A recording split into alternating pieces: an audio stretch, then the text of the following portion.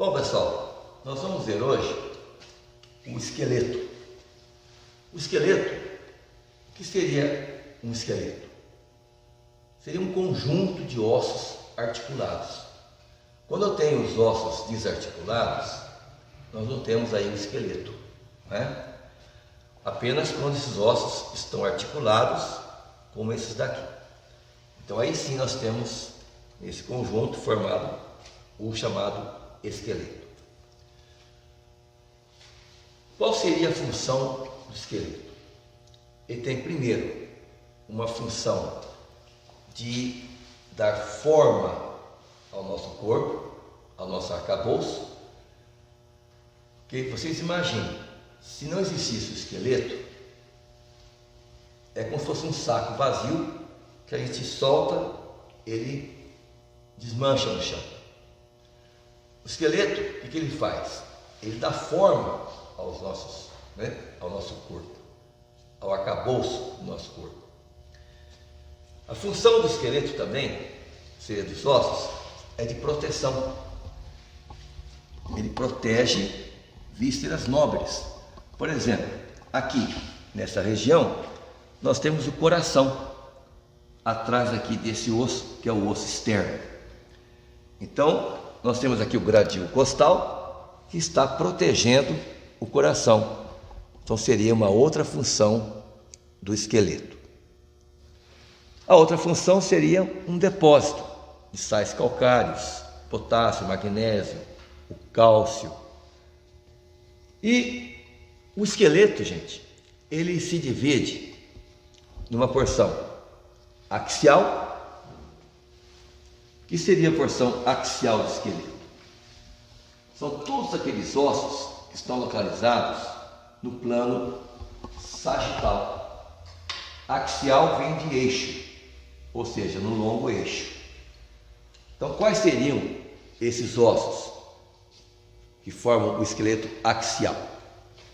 Os ossos da cabeça, da coluna vertebral. Então está aqui a coluna vertebral e os ossos que formam aqui o gradil costal, que é o osso externo, e as costelas.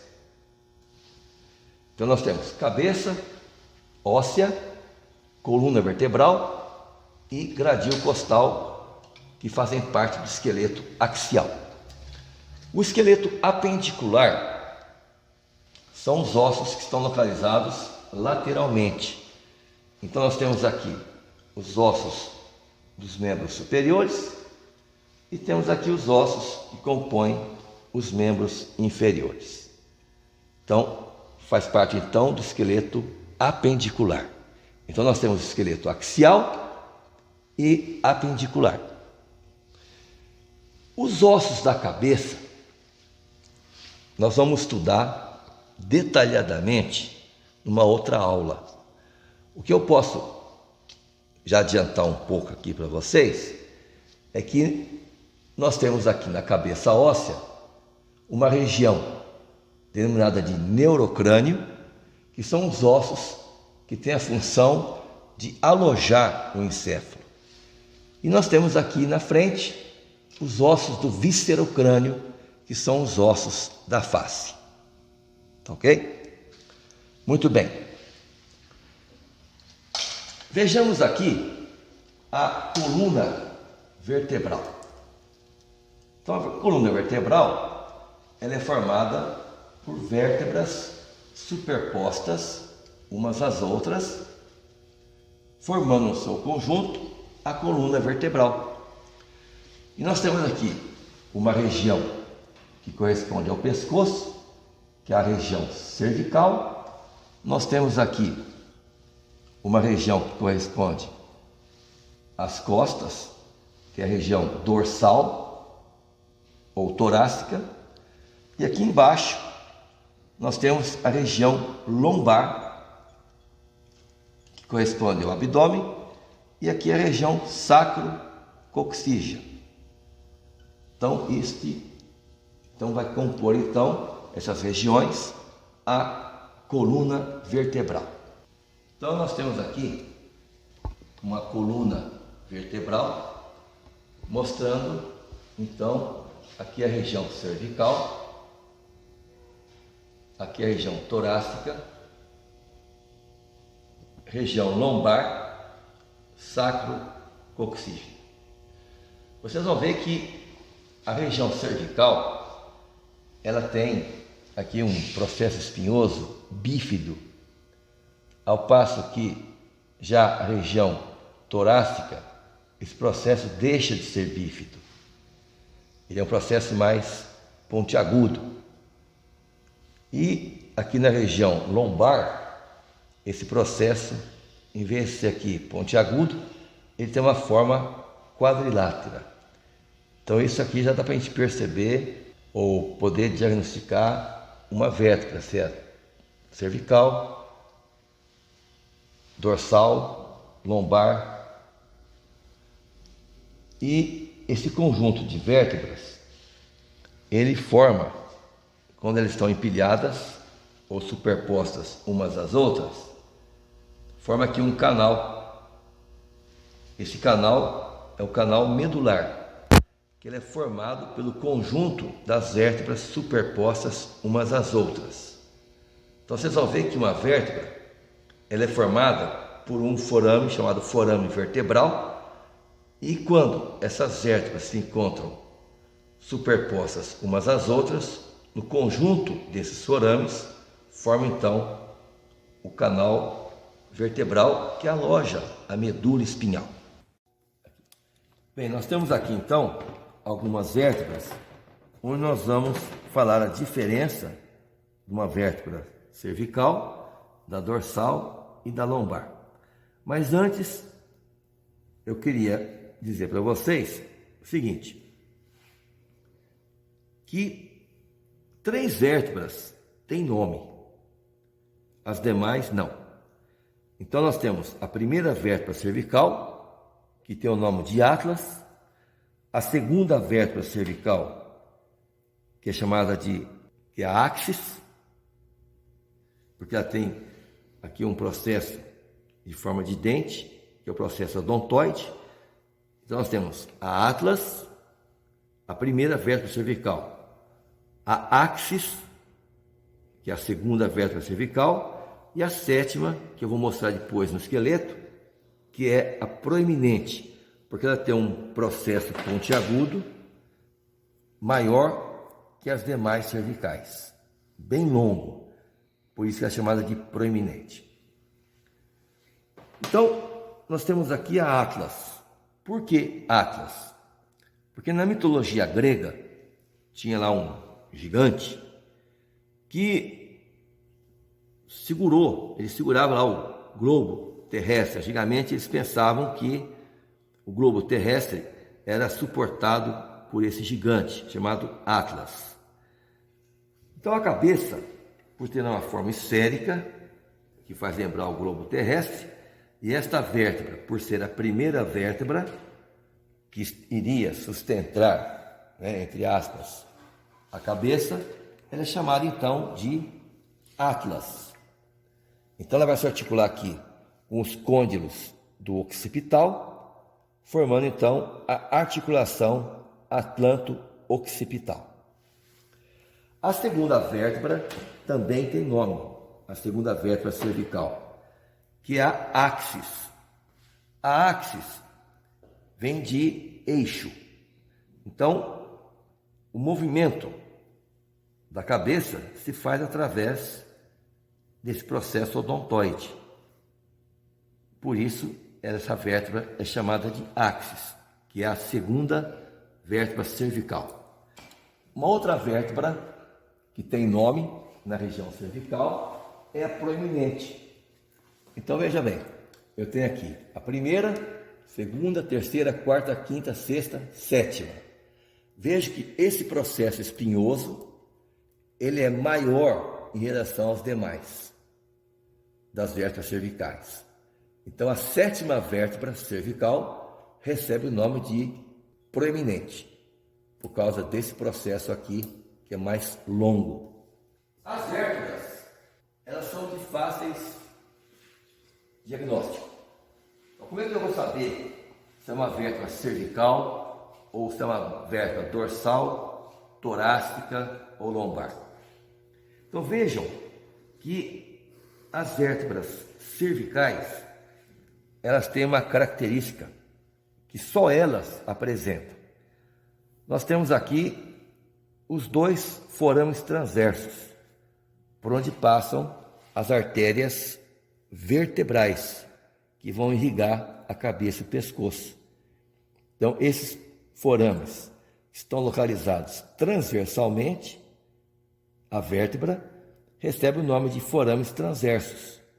E é só as vértebras cervicais que apresentam esse forame. As demais não.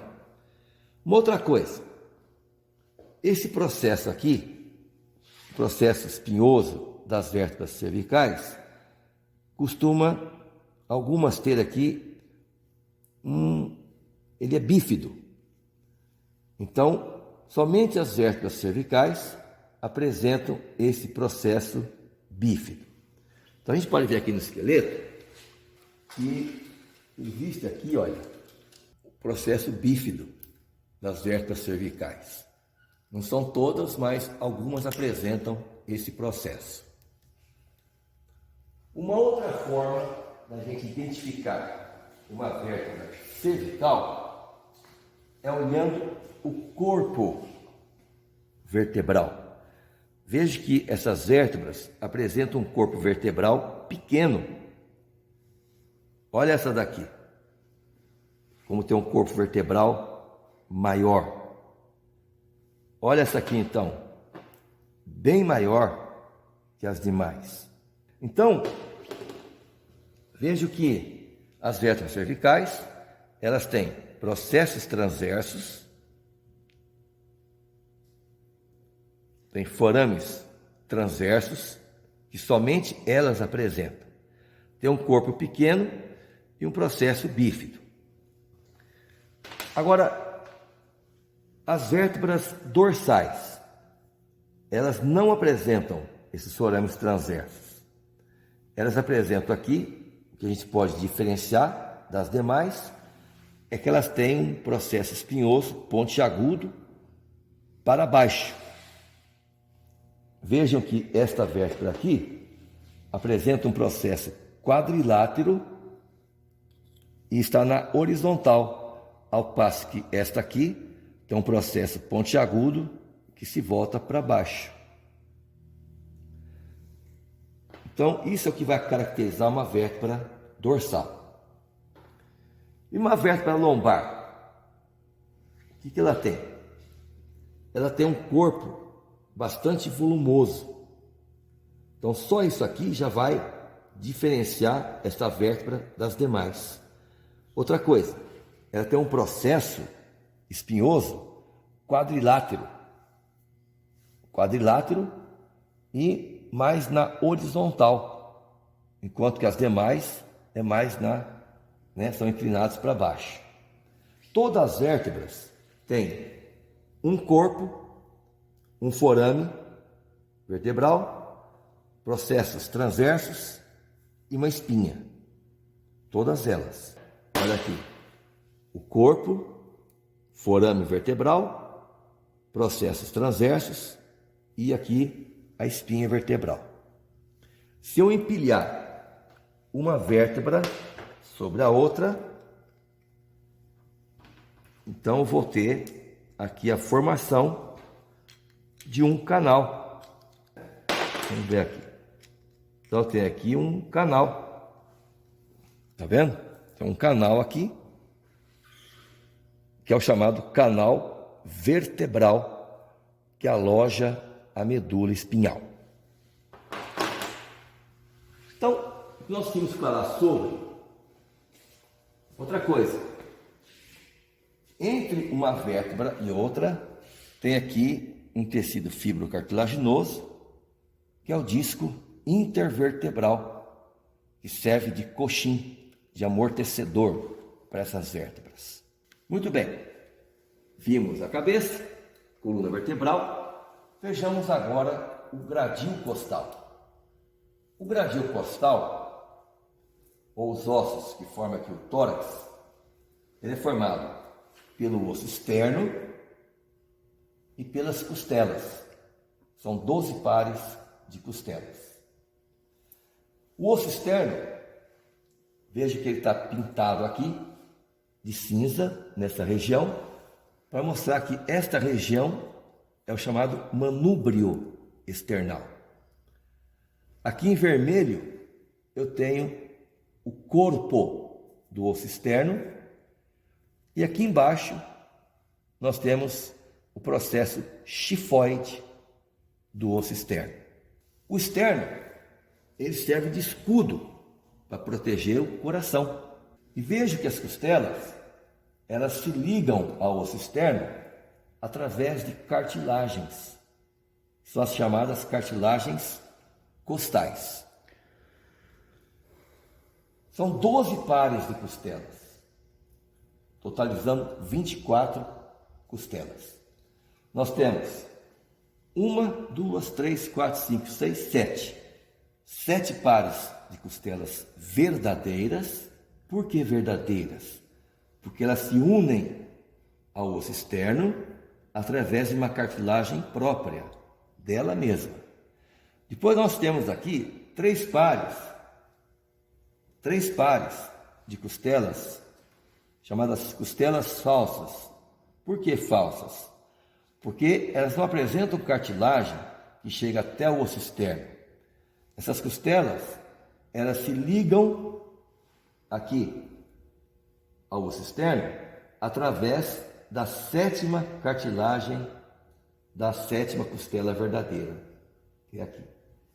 Tá vendo? Olha aqui, a 7ª está aqui e essas 3 se juntando às suas cartilagens, da cartilagem da 7ª costela verdadeira. Depois nós temos aqui embaixo 2 pares, né? 2 de cada lado, 2 de cada lado, que são as costelas flutuantes. Essas costelas flutuantes, elas não se articulam anteriormente com nada. Elas apenas se articulam na região posterior, na 11ª e 12ª vértebras torácicas, ou seja, na T11 e na T12. Essas costelas, elas costumam se fraturar, geralmente quando a pessoa sofre um traumatismo muito grande aqui. Então nós vimos aí o gradil costal, formado pelas costelas e pelo osso externo. Vejamos agora o esqueleto apendicular. Então nós temos aqui no esqueleto apendicular a escápula, aqui a clavícula e aqui o osso húmero, que é o osso do braço, formando então a cintura escápulo-humeral, ou seja, da escápula com o osso húmero. Então, a clavícula, a escápula e o osso húmero, que é o osso do braço, fazem parte então do esqueleto apendicular. Aqui nós temos o antebraço. O antebraço, ele é formado aqui por 2 ossos, que é o rádio e aqui a una.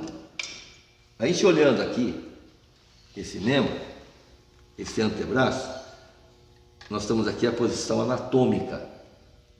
Vejam que esse osso aqui, que é o rádio, ele está localizado lateralmente, ao passo que a una é um osso que se volta medialmente. Então nós temos aqui o osso rádio. Veja que o osso rádio, ele é um osso mais delicado, se a gente comparar com a una. A una, ela tem aqui esse processo, né, ganchoso aqui, coisa que o rádio não tem, ele não apresenta. O rádio, ele tem aqui na sua extremidade superior uma espécie de um botão. Então eu sempre falo para meus alunos que, para diferenciar o rádio da ulna, é só a gente ver o botão do rádio. Todo rádio tem um botão, então esse aqui é o rádio e esse eu trouxe aqui é a ulna. Olha que a ulna, ela tem esse processo ganchoso que se articula aqui com o osso úmido. Então nós temos aí os ossos do antebraço. Os ossos que correspondem aqui ao punho.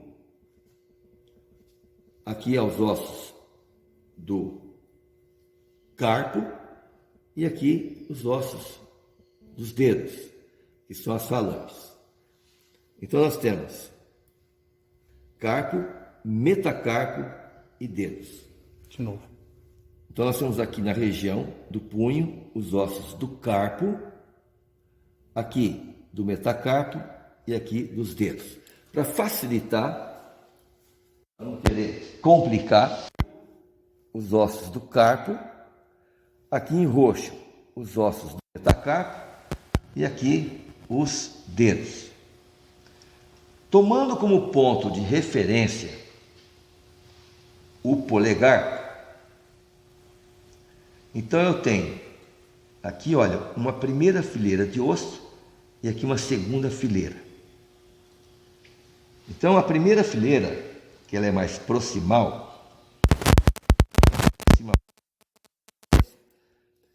nós temos o escafoide, o semilunar, o piramidal e o piciforme.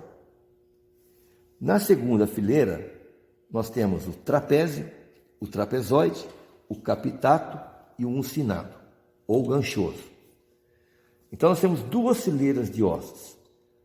A primeira, que é formada pelo escafoide, o semilunar, o piramidal e o piciforme, que é um osso pequenininho, é o menor de todos.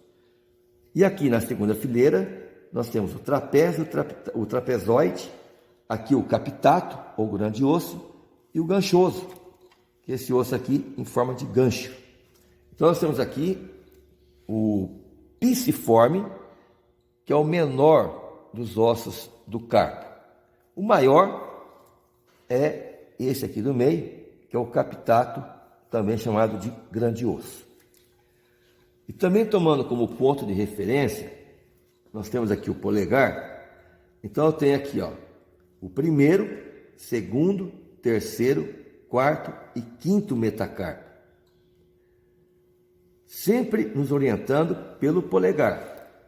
Porque se eu fizer uma pergunta, que osso que é esse aqui? O aluno vai me responder, 1, 2, 3, 4. É o quarto metacarpo? Está errado. Ele é o segundo, porque a gente tem que tomar como referência o polegar. Então, primeiro, segundo, terceiro, quarto e quinto metacarpo. Tá certo? E depois nós temos aqui os ossos que correspondem aos dedos, que são as falanges. Então, aqui no dedinho, nós temos aqui a falange proximal, a falange média e a falange distal.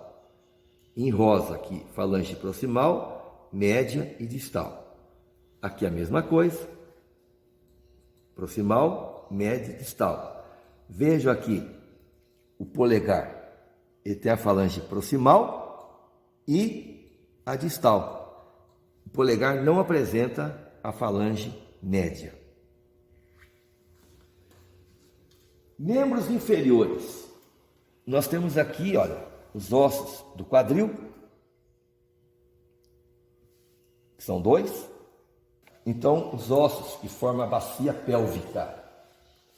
Veja aqui que os ossos do quadril, eles estão pintados para mostrar aqui esta porção, que é o íleo, esta em verde, que é o isquio, e aqui na frente, em laranja, o púbio. Veja aqui a sínfise púbica, que é esta região aqui. Sínfise púbica. E esse osso em azul aqui é o sacro, que são 5 vértebras fundidas sem movimento, assim como o cóccix. Já o restante da coluna vertebral, a região cervical, torácica e lombar, tem um pequeno movimento chamado de anfiartrose. Aqui nós temos uma sinartrose, uma articulação sem movimento. Vejamos agora aqui o fêmur. O fêmur, que é considerado o maior osso do corpo humano. É o osso da coxa. Nós temos aqui a patela, que protege a articulação do joelho. E fazendo parte aqui da perna, nós temos aqui lateralmente esse osso, que é a fíbula, e este aqui, medialmente, que é mais calibroso, que é um osso mais forte, que é a tíbia. Nós temos aqui a tíbia. Então, a fíbula lateralmente e a tíbia que volta medialmente. Vou pegar aqui esses três ossos. Vocês estão vendo aqui o fêmur, que é o maior osso do corpo humano, que é o osso da coxa. Aqui nós temos a fíbula, que é um osso lateral, que é o osso da perna, e aqui a tíbia, que é um osso medial, que também faz parte do osso da perna. Vejam que esses ossos se articulam desta forma. Nós temos aqui embaixo, na porção inferior da fíbula, esta região que é o maléolo lateral. Veja aqui, ó, ele fica localizado lateralmente, maléolo lateral. Geralmente, quando a pessoa sofre um traumatismo jogando futebol, então eles falam, houve uma fratura da fíbula. Então essa fratura geralmente ocorre aqui, justamente na região do maléolo lateral. Depois nós temos aqui os ossos do pé. Os ossos do pé, lá em azul, essa parte em azul, corresponde então a esta região aqui todinha, que é a região do tarso. Na mão é carpo, no pé é tarso. Então nós temos aqui o calcâneo, que é onde a gente sustenta o nosso corpo. Aqui nós temos o talos, ou astrágalo. Aqui nós temos aqui o cuboide, o navicular e os três cuneiformes. O cuneiforme lateral, o intermediário e o medial. Aqui nós temos os ossos que correspondem aos metatarsos. Se aqui na mão é metacarpo, aqui são os metatarsos. Aqui no pé nós temos, segura um pouco,